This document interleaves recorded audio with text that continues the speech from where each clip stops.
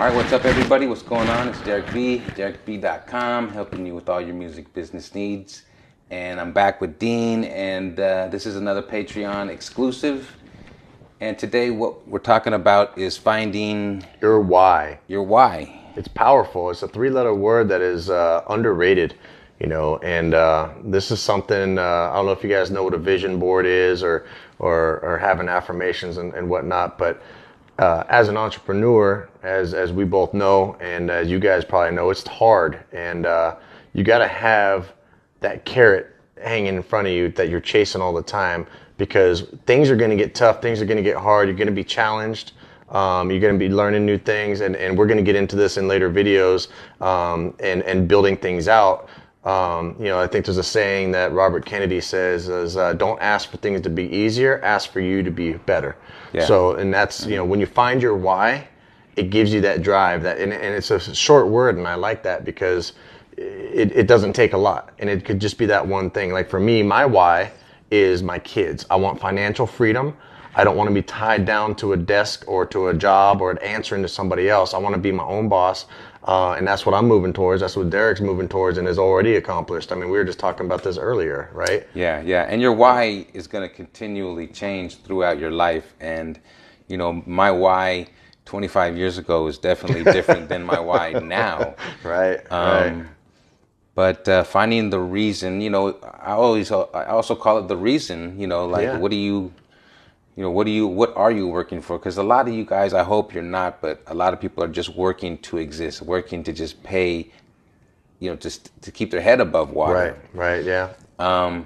And that's common, but what we're talking about is a little bit deeper. Like, I say purpose. The why is the sacrifice. Is that the word? Okay, so we could talk about sacrifice. It's funny that we bring up sacrifice because we debated on using that word because it's a nasty word. Real quick, I'm going to kind of throw a tangent in here that we didn't talk about is I do social media marketing, and when I go prospect for clients, I create an audit. And it's a good thing. It's showing them how they're performing online, their websites, and all this techie stuff. But me and my business partners said, you know what, let's not use that word audit. Use the word evaluation. So when you say online performance evaluation, that has a better connotation than the same exact thing, which is an audit. So, when I'm going to explain what sacrifice is. The definition of sacrifice is to give up something good for something better, right? And that's knowing your why, that, hey, it's temporary. So sacrifice, get that out of your mind as being a negative thing, because I say that because that was something for me, like, oh man, I gotta sacrifice this, I gotta give up this. I don't want to do that, man. I don't want to sacrifice this shit. You know what I mean? Like the word, it sounds negative to me. Also, that's why I don't like to use it. And part of the reason was because I just heard I was watching another video, and what the guy said was, the philosophy of a poor person is, I have to save money and sacrifice to get what I want, and versus the philosophy of a rich person, meaning he would say, I have to figure out another way to get that money to get what I want. Right. And so the word sacrifice always felt like a bad word to me because of that. Well, I mean, we both grew up, in the Catholic religion, right? And the sacrifice is, an offering, and you're sacrificing your firstborn. Huge. Yeah, it's something big. Yeah, but it doesn't have to be, and we'll touch on that in a later video, as far as how you can kind of have your cake and eat it too, and still make advances. Because it's like when you go on a diet or something, you have to have cheat days, to succeed. Because otherwise, you're going to fall back and you're going to stop pursuing your why, which is to lose weight or get healthy or whatever your goal is. So we're going to talk about building out a foundation, and before you could even think about making money, you have to build a solid foundation. And part of that foundation that you could fall back on is knowing your purpose. What's your purpose in life? What are you good at? I've posted videos like Steve Harvey talks about. It's like, if you're good at frying chicken, he makes this analogy. He says, if you're good at frying chicken, do that. Right. It could just be that one thing. Look at KFC, Church's, Popeyes.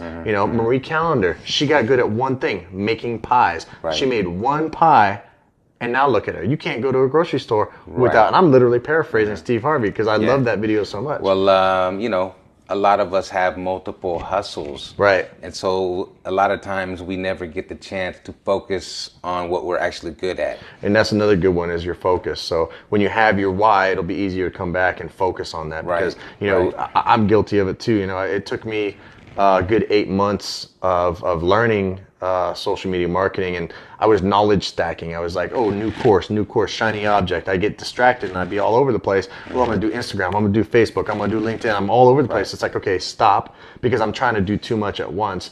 And if you actually just focus on the one thing, there's a saying, a bird in the hand is worth two in the bush. You know, if you chase two rabbits, you'll catch neither. So you gotta focus. And when you really embrace that concept, you dial in your why, you find your purpose, you see, you know, and you give back and you help people grow as well.